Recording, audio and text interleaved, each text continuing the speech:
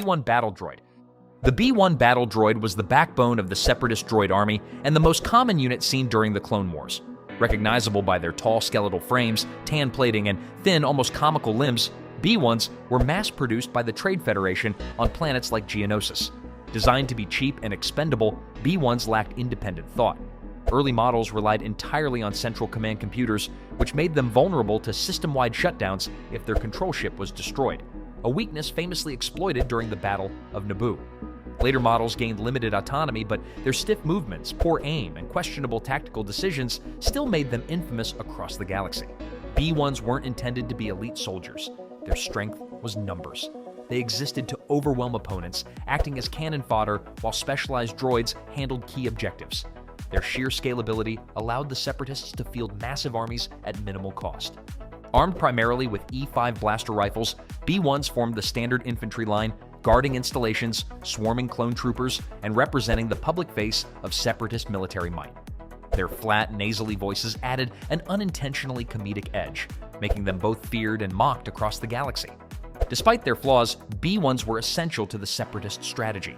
Cheap, numerous, and expendable tools to enforce dominance and maintain battlefield pressure. B-2 Super Battle Droid. The B-2 Super Battle Droid served as the heavy infantry counterpart to the B-1, designed to address the weaknesses of the standard battle droid.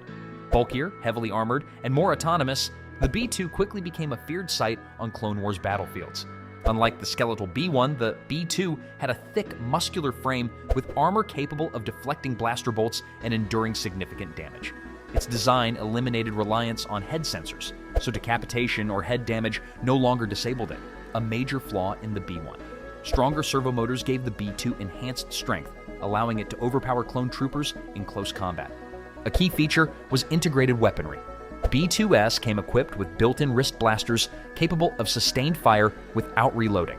Later variants could include wrist-mounted rocket launchers or flamethrowers, making them versatile shock troops ideal for breaking defensive lines or storming enemy positions.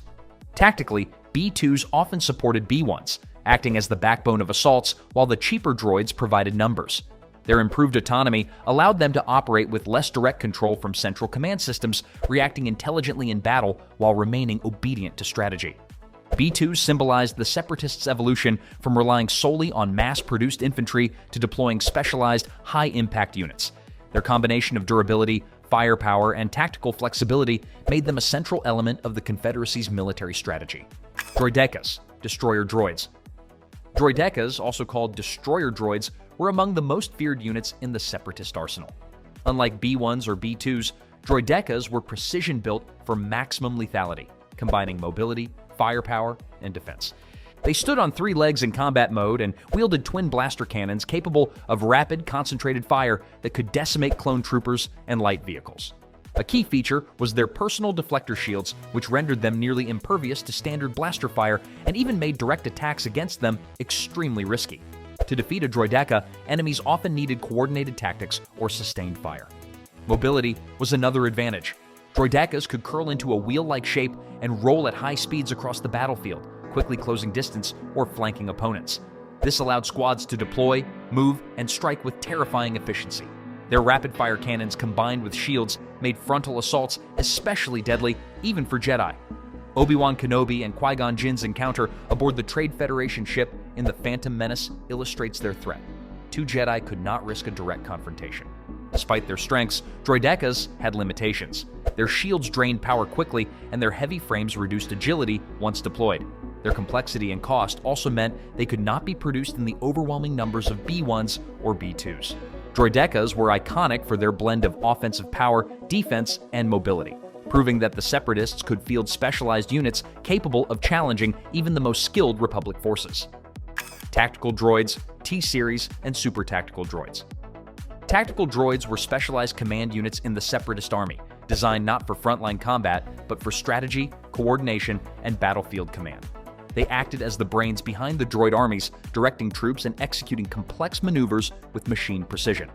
The standard T-Series tactical droid had a tall, angular frame with a rectangular head and a cold, calculating voice. Their advanced processors allowed them to analyze enemy movements, run simulations, and adapt strategies in real time. Unlike B-1s, tactical droids could make independent decisions, managing large-scale operations with ruthless efficiency. They reported directly to leaders like Count Dooku or General Grievous, often sacrificing droid units without hesitation to achieve their objectives. As the war escalated, the Confederacy introduced super tactical droids.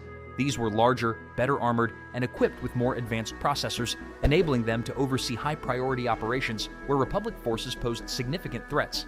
Super tactical droids could adapt to Jedi and clone tactics, making them particularly effective at managing complex battlefields. While they had limited combat capabilities, tactical droids often relied on B-2s, commando droids, or other units for protection. Republic soldiers quickly learned that taking out a tactical droid could disrupt an entire Separatist formation, as B-1s without guidance often fell into disarray. Tactical droids exemplify the Separatist approach to warfare, raw numbers combined with precise, cold logic. They were proof that in the Confederacy, even leadership could be mechanized. Commando droids, BX series. Commando droids, or BX series, were elite units in the Separatist arsenal, built for infiltration, sabotage, and precision strikes. Unlike the mass-produced B-1s or the heavily armored B-2s, commando droids combined intelligence, agility, and adaptability to execute high-risk operations that standard infantry could not handle.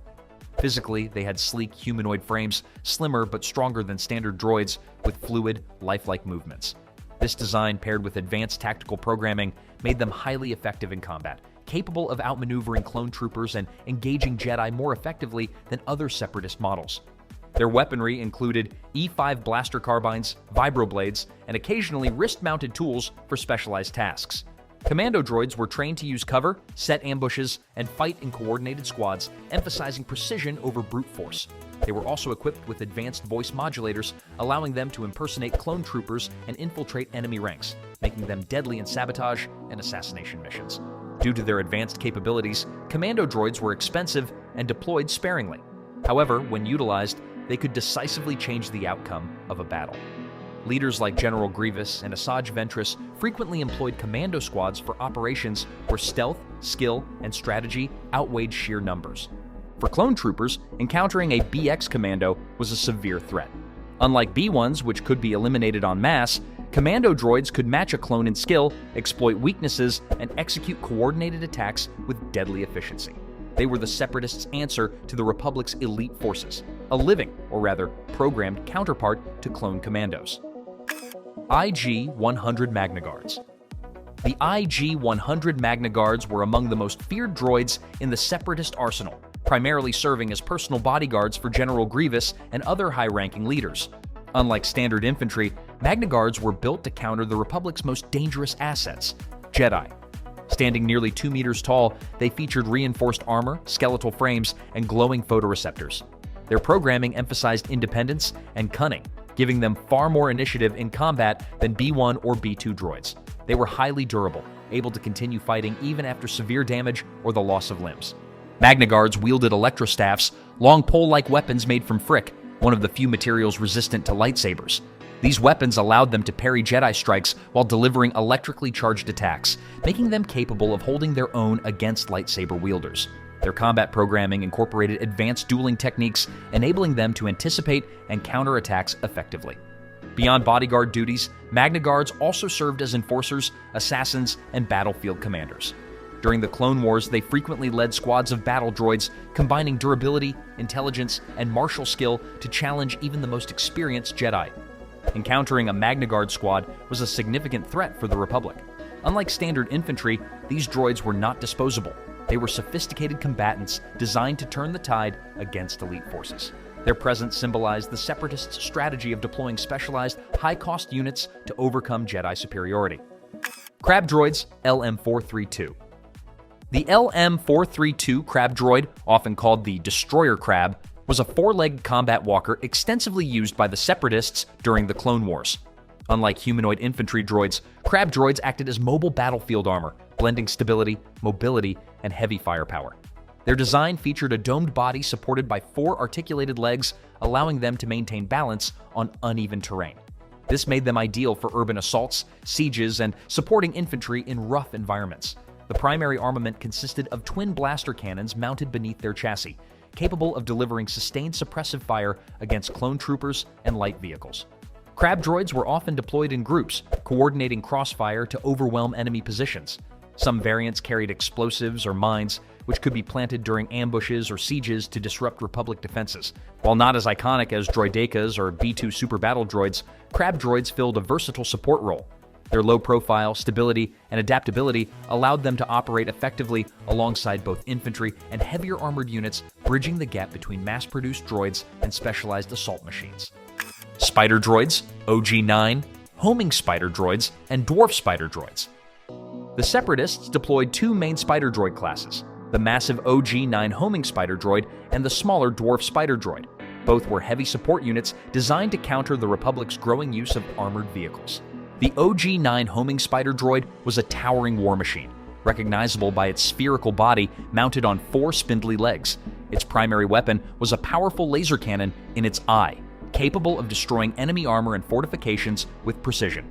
Despite its size, the OG-9 was surprisingly mobile, able to stride across battlefields quickly. It often operated alongside Separatist artillery, serving as a mobile tank killer and siege unit. The dwarf spider droid was smaller, more numerous, and focused on infantry support. It had a squat frame with a front-mounted blaster cannon, making it durable and effective against clone troopers and light vehicles. Dwarf spiders were often deployed in swarms, especially during major engagements like the Battle of Geonosis, where their coordinated attacks forced Republic forces to bring in heavy weapons to counter them. Both spider droid types showcased the Separatists' emphasis on mechanized combined arms warfare. By integrating armored walkers alongside infantry, the Confederacy created a versatile force capable of controlling the battlefield in nearly any environment. Aqua Droid.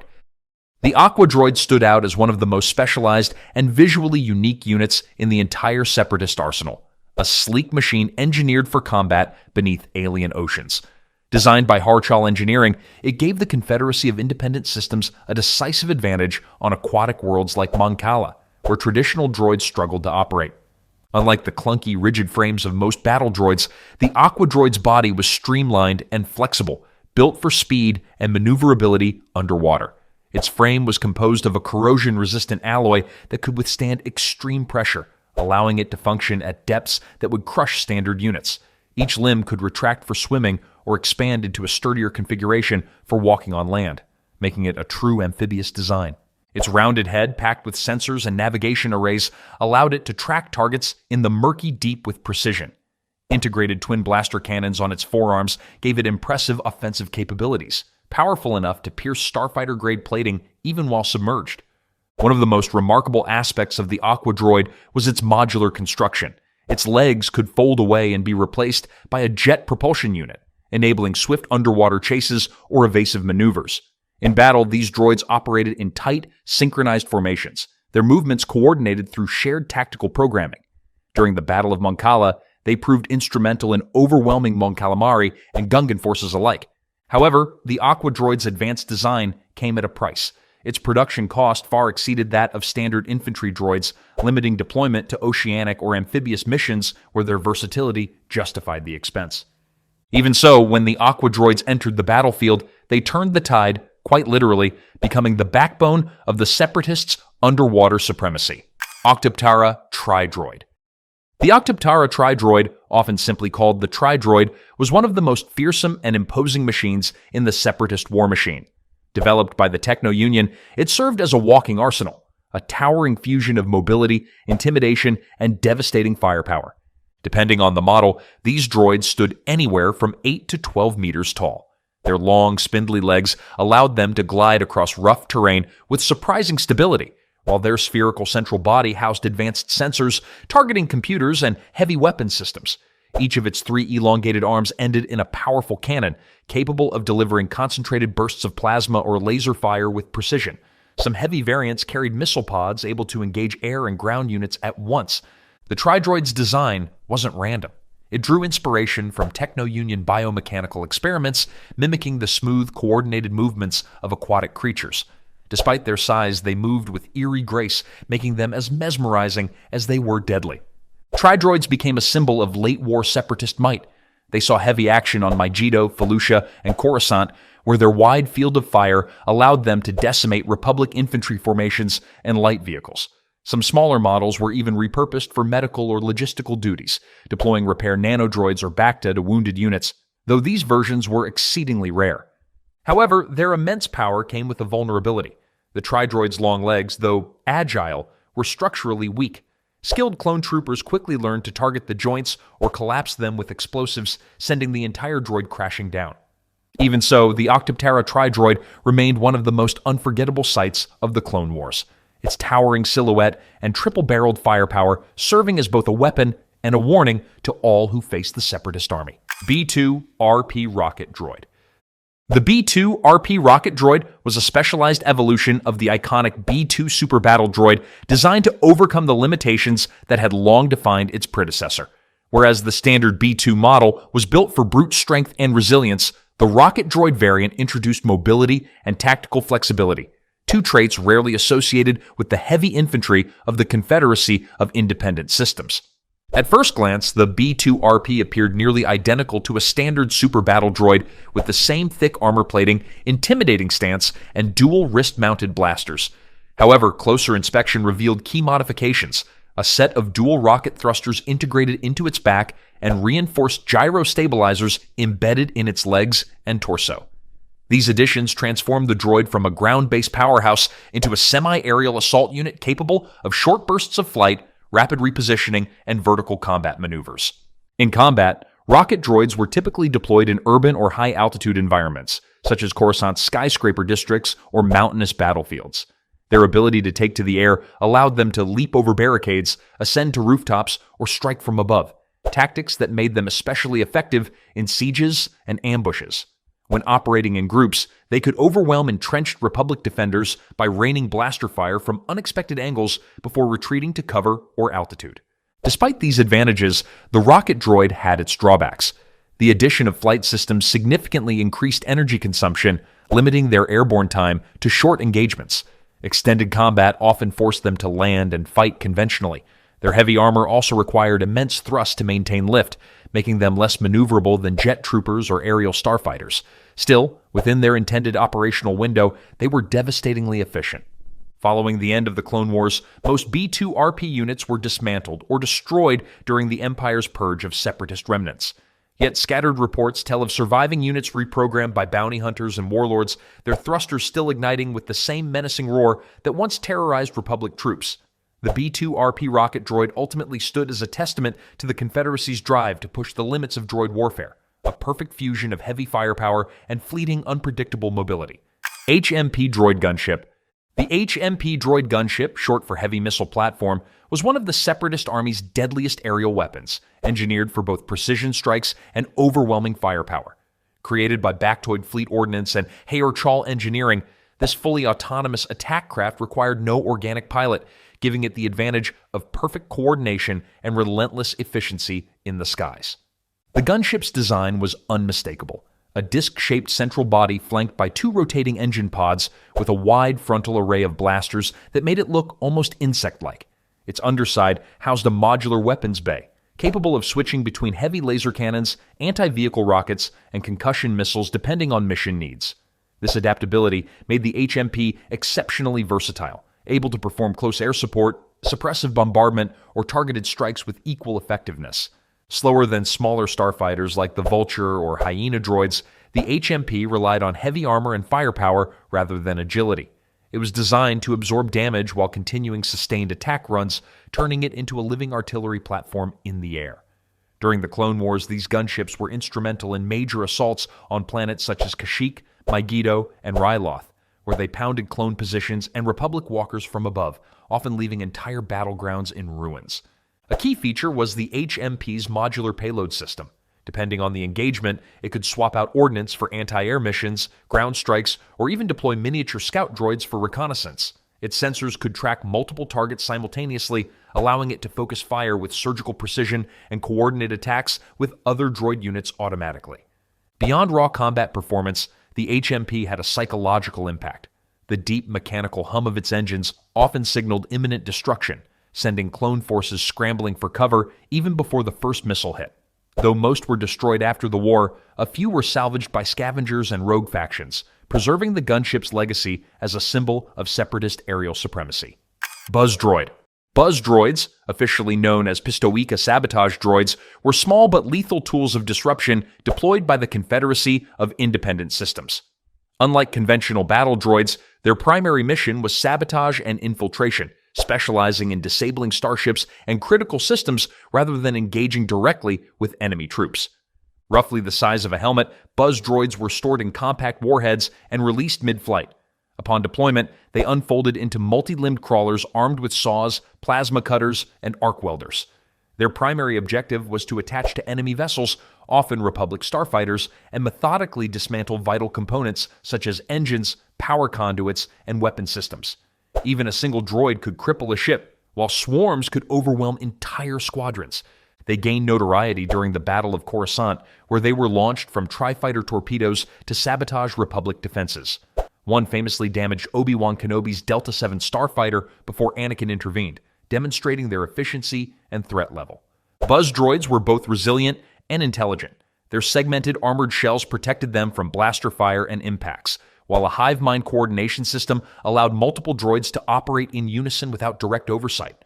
Their main vulnerability was close-range counterfire or high-speed maneuvers that could shake them off, tactics quickly adopted by Republic pilots. After the fall of the Separatists, surviving Buzz droids were scavenged by pirates and bounty hunters, valued for their compact lethality. Across both canon and legend sources, they remain a prime example of mechanical ingenuity in the Clone Wars, demonstrating that the Confederacy didn't just rely on numbers, but also on specialized cunning technology. Separatist Recon Probe Droid. The Separatist Recon Probe Droid served as the eyes and ears of the Separatist army. While it lacked the brute force of a super battle droid or droideka, its intelligence-gathering capabilities made it indispensable for planning attacks and coordinating forces. These small, hovering units were equipped with advanced sensor arrays, long-range communications, and holo-recorders to transmit real-time data to Separatist command ships. Their primary mission was to survey terrain, locate enemy positions, and identify high-value targets, often arriving on a planet before any ground invasion occurred. The information they relayed frequently determined the outcome of campaigns before the first shot was fired. Recon droids featured a spherical or ovoid chassis with multiple photoreceptors and small manipulator arms for scanning and marking objectives.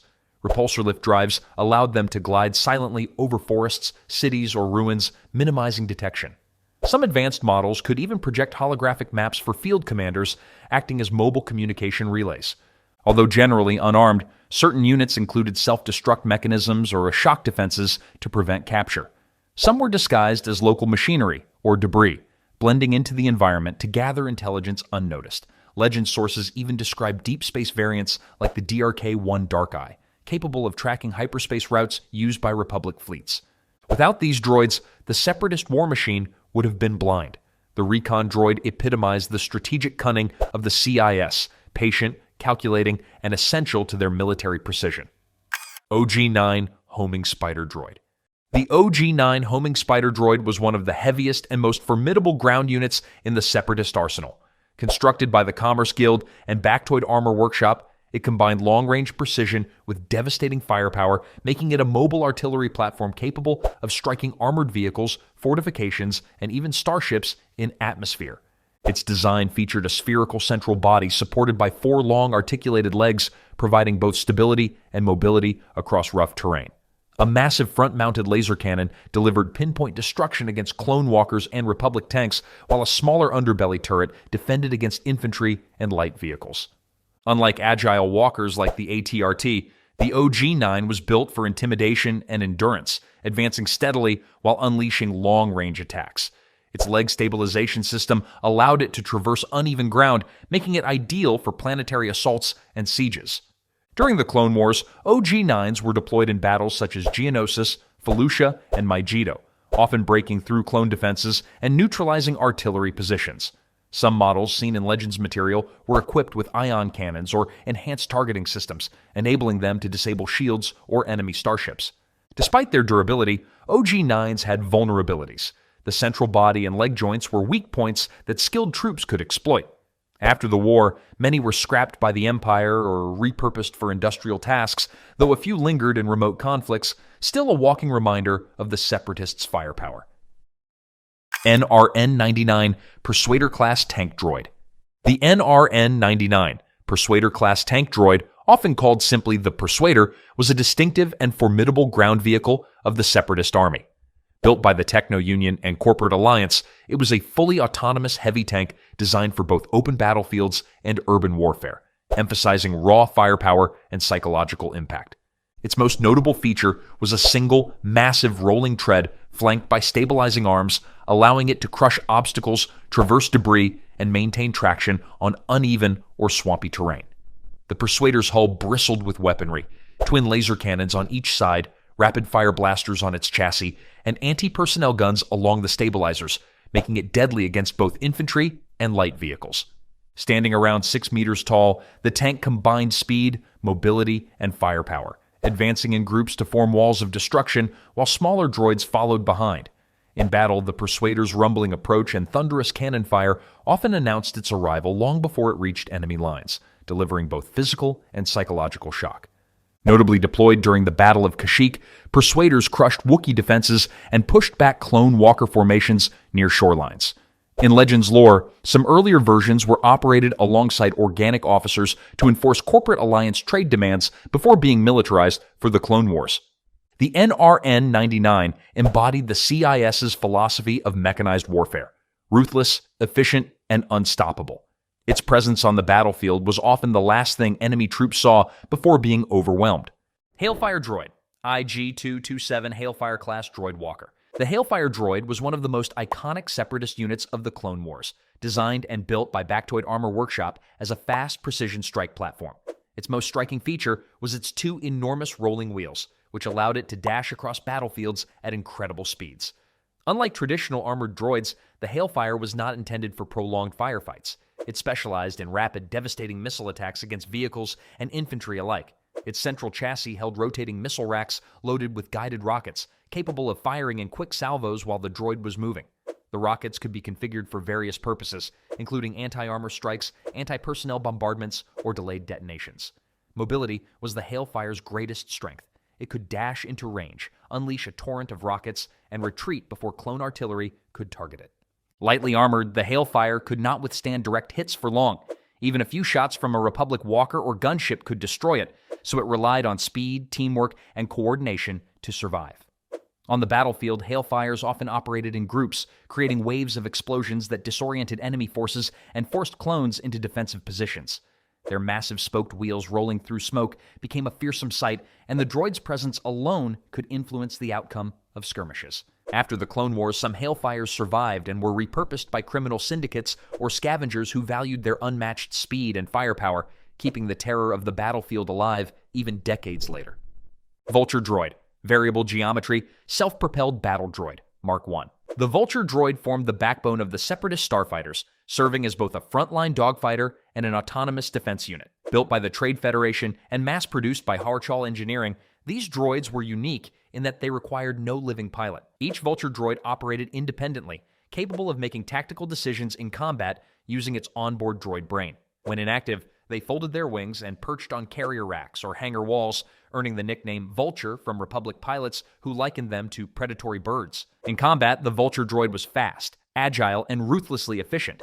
Its narrow wings and rotating fuselage allowed it to twist and roll with astonishing speed, making it a deadly opponent in dogfights. Armed with twin blaster cannons and light warhead launchers, it could engage both starfighters and ground targets. Swarms of vultures could overwhelm enemy formations through coordinated attacks, using droid logic to anticipate movements and adapt mid-battle. Despite their speed, vulture droids were fragile. Their reliance on a centralized control system, often via a droid control ship or signal relay, meant that if the connection was disrupted, they defaulted to limited autonomous behavior, reducing their combat effectiveness. Still, their low-cost and expendable nature made them ideal for the massive fleets deployed by the Confederacy across the galaxy. Vultures could also operate in atmosphere, and some models were modified for ground operations, perching or crawling on 4 mechanical limbs to guard installations or escort convoys. They appeared in nearly every major Clone Wars battle, from Naboo to Coruscant, becoming enduring symbols of the Separatist droid army's technological dominance. Even years after the war, their programming persisted in black market security systems and pirate defenses, a testament to their lasting impact. Hyena Bomber Droid, Hyena-class bomber. The Hyena Bomber was the Separatists' heavy ordnance platform, built for sheer destructive power rather than agility. Designed by Bactoid Armor Workshop and the Techno Union, it complemented the Vulture droid swarms by carrying massive payloads of concussion bombs, proton torpedoes, and fragmentation warheads. These weapons were intended to devastate ground fortifications, break up armored columns, and even breach capital ship hulls during orbital strikes. Unlike fighter droids, hyenas operated in coordinated squadrons along automated flight paths, diving on targets with precise, predictable attacks. Their reinforced fuselages allowed them to survive flak and light anti-air fire long enough to deliver their payloads, often working alongside vultures that cleared interceptors or suppressed anti-air defenses. Fully droid-controlled, hyenas could execute high-risk attack runs without concern for pilot survival, making them terrifyingly effective at saturating enemy defenses. Their primary weakness was vulnerability to concentrated starfighter interception,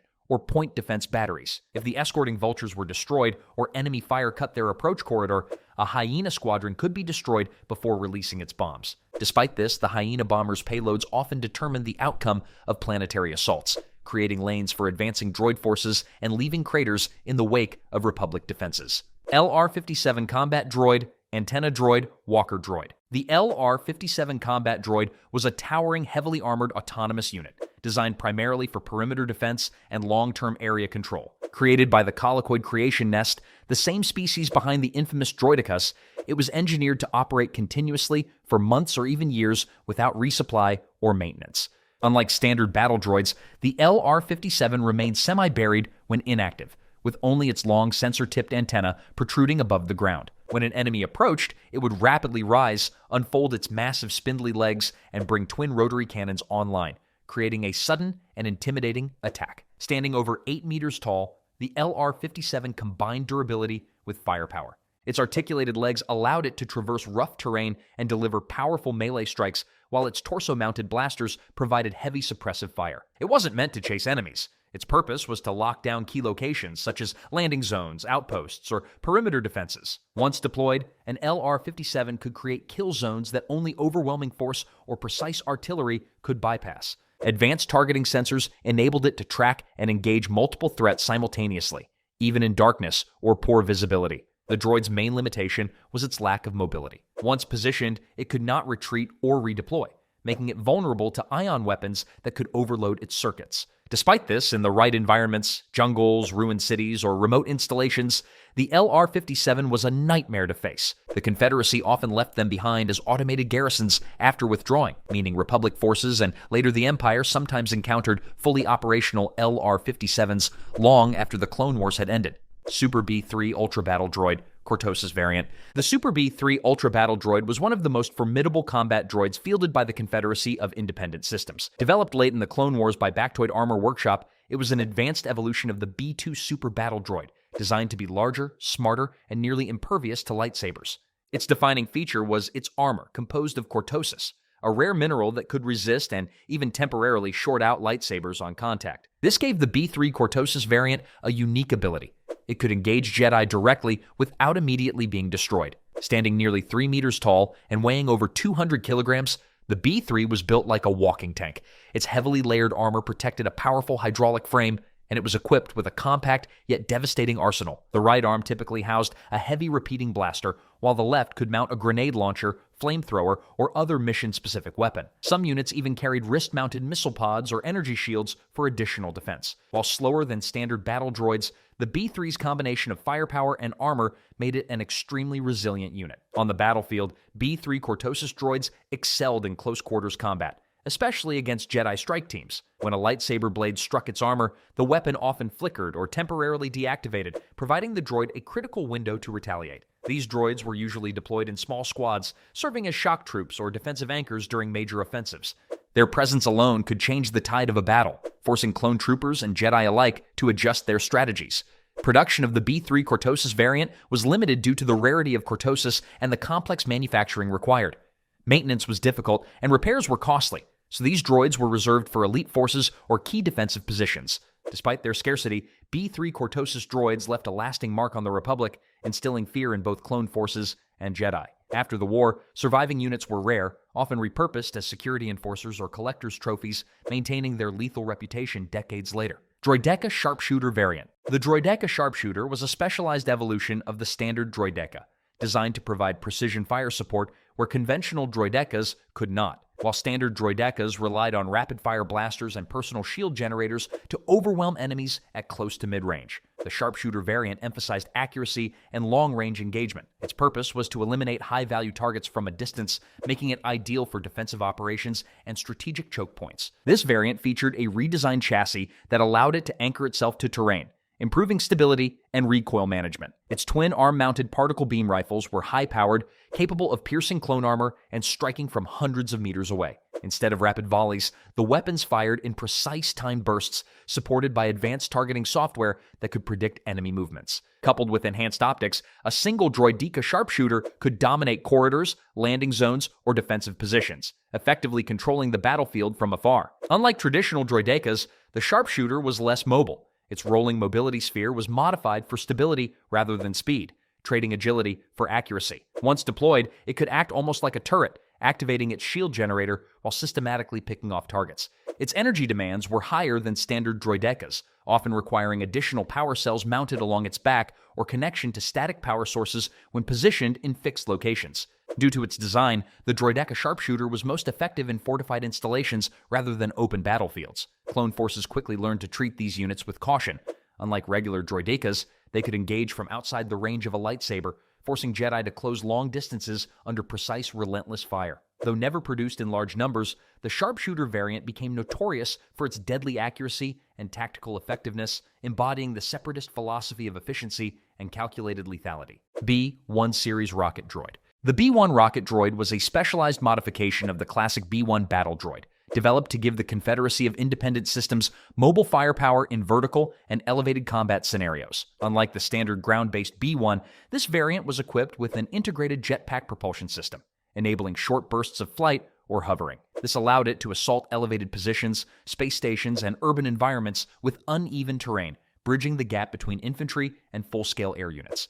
Structurally, the B-1 rocket droid retained the familiar skeletal frame of the standard B-1, but its torso was reinforced to house fuel canisters and stabilizers, while heat-resistant plating on its legs protected it from the exhaust of its thrusters.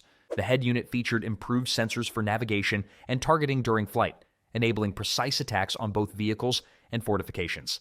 Its armaments were upgraded for aerial combat, typically including a wrist-mounted rocket launcher or compact missile pod, alongside its standard E-5 blaster rifle.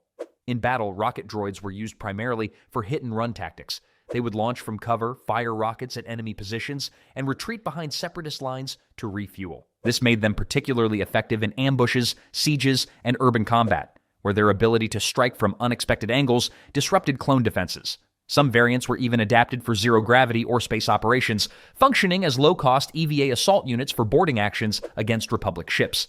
Despite these advantages, the B-1 rocket droid had clear limitations. Its fuel cells were small, restricting flight time to only a few minutes, and its exposed frame made it vulnerable to blaster fire. Prolonged firing could also interfere with targeting sensors, reducing accuracy in extended engagements. Nevertheless, the rocket droid became an iconic part of the Separatist arsenal, often deployed in swarms to maximize chaos and destruction. Its design was simple yet effective, easily modified for demolition or anti-vehicle roles, and it exemplified the Separatist philosophy of mass-produced, adaptable war machines. Droid Tri-Fighter. The Droid Tri-Fighter, also known as the Tri-Droid Starfighter, was one of the most advanced and lethal autonomous starfighters in the Separatist fleet. Unlike Vulture droids or manned Republic starfighters, the Tri-Fighter had no cockpit or pilot. Its onboard battle computer controlled every aspect of flight and combat, allowing it to act as a completely independent weapon. Its design was distinctive: 3 curved wings arranged in a triangular formation around a central spherical core, each fitted with high-output ion thrusters. This configuration gave the Tri-Fighter exceptional speed, agility, and maneuverability,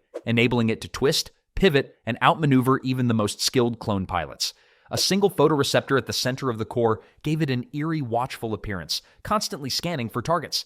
The Tri-Fighter's armament was extensive for its size. Each carried quad laser cannons, dual warhead launchers, and an internal magazine for deploying concussion missiles or energy torpedoes. Certain variants even carried buzz droids, enabling them to disable enemy ships from within.